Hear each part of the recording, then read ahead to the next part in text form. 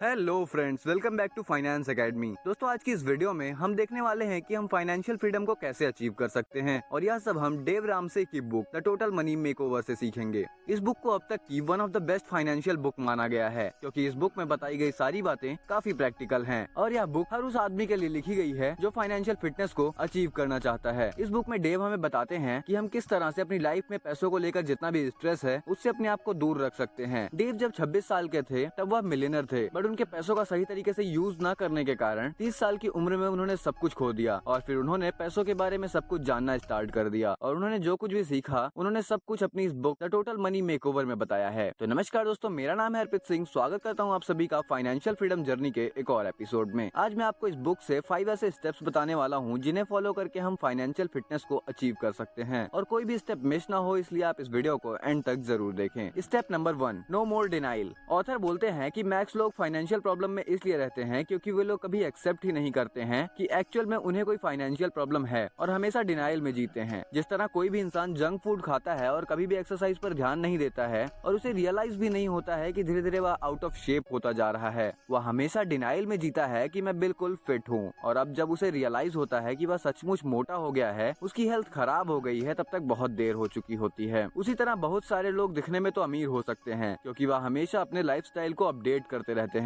उनके पास महंगे महंगे घर होते हैं, नई नई गाड़ियाँ होती हैं, और यह सारी चीजें वह लोन और अपनी क्रेडिट कार्ड से खरीदते हैं, जिससे उन्हें लगता है कि उन्हें फाइनेंशियली कोई प्रॉब्लम नहीं है, और हमेशा डिनाइल में जीते हैं। और जब उन्हें पता चलता है तब तक बहुत देर हो जाती है, क्योंकि यह प्रोसेस बहुत ही स्लो होता है और लोग इसे इग्नोर करते चले जाते हैं। तो ऑथर बोलते हैं कि हमारी फाइनेंशियल कंडीशन बिल्कुल हमारे फिटनेस की तरह है, हमें उसका हर वक्त ख्याल रखना होता है, नहीं तो हमें पता भी नहीं लगेगा कि हम कब बर्बाद हो जाएंगे, और फाइनेंशियली डिस्ट्रॉय होना बहुत ही बुरी बात होती है। इसलिए ऑथर हमें डिनाइल से बाहर आने को बोलते हैं और बताते हैं कि सच का सामना करो। अपने आप को मिरर में देखो कि आप कहाँ स्टैंड करते हो, और अगर आपका वेट ज्यादा है तो उसे एक्सेप्ट करो और एक्सरसाइज करो। ठीक उसी तरह से अपने खर्चों को भी ट्रैक करो। आप कितना कमाते हो और कितना खर्च करते हो उसे बैलेंस करो। कहीं ऐसा तो नहीं कि आप जितना कमाते हो उससे ज्यादा ही खर्च कर रहे हो, तो आप फाइनेंशियली आउट ऑफ शेप हो, और यह फाइनेंशियल बबल कभी भी फट सकता है। तो उससे पहले आप रेडी हो जाओ। Step number 2, start your emergency fund. जब भी हमें कोई इमरजेंसी होती है तो ऑथर ने उन मुश्किल दिनों को रेनी डेज का नाम दिया है, और इस इमरजेंसी फंड को ऑथर ने अम्ब्रेला बताया है। जिस तरह बारिश से हमें यह अम्ब्रेला बचाता है, उसी तरह जब भी कोई इमरजेंसी आती है उस वक्त इमरजेंसी फंड हमें अम्ब्रेला की तरह काम करता है, वह हमें प्रॉब्लम से बचाता है। अब सवाल यह आता है कि हमें कितना फंड इमरजेंसी के लिए रखना चाहिए। ऑथर हमें $1000 सजेस्ट करते हैं, यानी कि लगभग 75,000 रुपीज। बट आपको पता है कि इंडिया की इन्फ्लेशन बढ़ रही है, इसलिए मेरे हिसाब से यही सजेशन है कि आप मंथ में जितना पैसा भी अपने एक्सपेंसेस में खर्च करते हो उसकी एटलीस्ट 12 मंथ ऑफ सैलरी आपके इमरजेंसी फंड में होनी ही चाहिए, जिससे आपको इधर उधर पैसे मांगने की जरूरत ना पड़े। अब इमरजेंसी कैसी हो सकती है, आइए देखते हैं।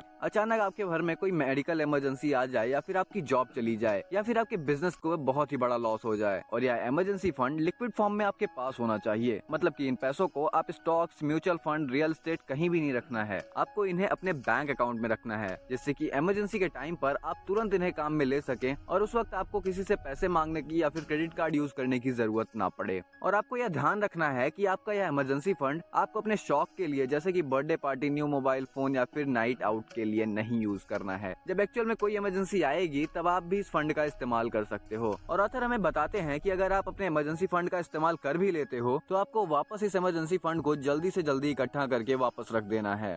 स्टेप नंबर 3, पे योर डेट विथ स्नोबॉल। अगर आप अपनी वेल्थ को बिल्ड करना चाहते हो तो आपका सबसे पावरफुल वेपन जो होता है वह है आपकी इनकम, और आपका जो सबसे बड़ा दुश्मन होता है वह है आपके लोन। क्योंकि ऑथर बोलते हैं कि एक इंसान तभी मिलियनर बन सकता है जब उस पर कोई भी लोन ना हो, क्योंकि आज के टाइम पर लोन मिलना बहुत ही आसान है, और आपको चुटकी बजाते ही बैंक वाले घर लोन देकर जाते हैं। इसलिए ऑथर हमें बोलते हैं कि सबसे पहले आपको सारे लोन्स को एक ऑर्डर में लिख लेना है। सबसे पहले आपको सबसे छोटा लोन कौन सा है उसे लिख लो, देन उसके बाद उससे बड़ा लोन, उससे बड़ा लोन, ऐसे करके आपको छोटे से बड़े ऑर्डर्स में लोन को लिखते जाना है, और सबसे पहले आपको सबसे कम अमाउंट वाला लोन खत्म करना है। और जब हमारा सबसे छोटा लोन खत्म हो जाएगा तो हमें एक अचीवमेंट की फीलिंग आएगी, और हमें मोटिवेशन मिलेगा अगले लोन को खत्म करने का। जिस तरह अगर आप जिम जाते हो तो पहले ही वीक अपनी बॉडी को चेंजेस देखते हो, और आप नेक्स्ट वीक में और भी ज्यादा एक्साइटेड होते हो, और यही मोटिवेशन आपको छोटे छोटे लोन को खत्म करने के बाद मिलेगा, और आप फाइनेंशियल फ्रीडम को अचीव करने की जर्नी में आगे बढ़ते जाओगे।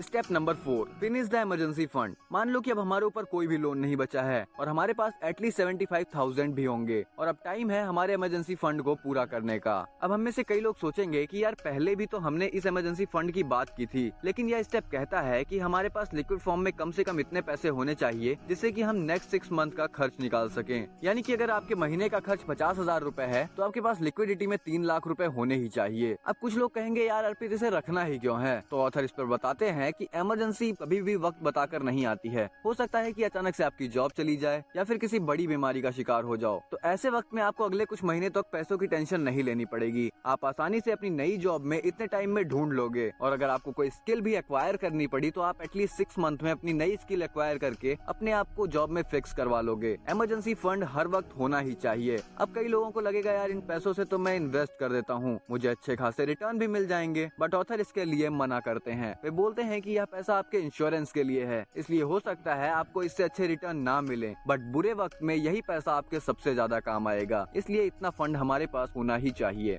Step number 5, invest and enjoy. अब तक आपको लग रहा होगा कि ऑथर हमें एंजॉय नहीं करने दे रहे हैं, बट ऑथर का मानना है कि फ्रीडम मिलने के बाद एंजॉय करने का मजा ही अलग होता है, जब आपके पास कोई भी स्ट्रेस नहीं होता है, क्योंकि अब आपके सर पर कोई भी लोन नहीं बाकी होगा। अब आपके पास इमरजेंसी के लिए अच्छा खासा फंड भी पड़ा है, तो अब आप जो पैसा कमा रहे हो उसे इन्वेस्ट करना स्टार्ट कर दो और बचे हुए पैसे से अपनी लाइफ को एंजॉय करो। और अब आपको अपनी फाइनेंशियल फिटनेस को मेंटेन करके रखना है। जब भी आप जिम जाते हो, बहुत मेहनत करते हो, एक अच्छा शेप ले लेते हो, उसके बाद आपको उतना वर्कआउट नहीं करना पड़ता है। अब आप अपनी फिटनेस को मेंटेन रख सकते हो केवल थोड़े से वर्कआउट से। उसी तरह जब आप अपने आप को फाइनेंशियली सिक्योर कर लेते हो, तब ऑथर हमें अपनी इनकम का एटलीस्ट 50% इन्वेस्ट करने को बोलते हैं, जो कि आपके फ्यूचर को सिक्योर करेगा। उसके लिए आप अपने पैसों को स्टॉक्स में, बॉन्ड्स में, म्यूचुअल फंड में इन्वेस्ट कर सकते हो और आपका एम होना चाहिए कि अपनी इन्वेस्टमेंट में कम से कम एटलीस्ट 10 to 12% का रिटर्न जनरेट करने का। और जब आप यह रिटर्न अचीव कर लोगे तो सही मायने में आप अमीर बनने के रास्ते पर चलना स्टार्ट कर दोगे और बहुत ही जल्दी आप एंजॉय करते करते इस जर्नी को फाइनेंशियल फ्रीडम तक पहुंच जाओगे। तो दोस्तों ये थे 5 स्टेप इसी amazing book the total money makeover से।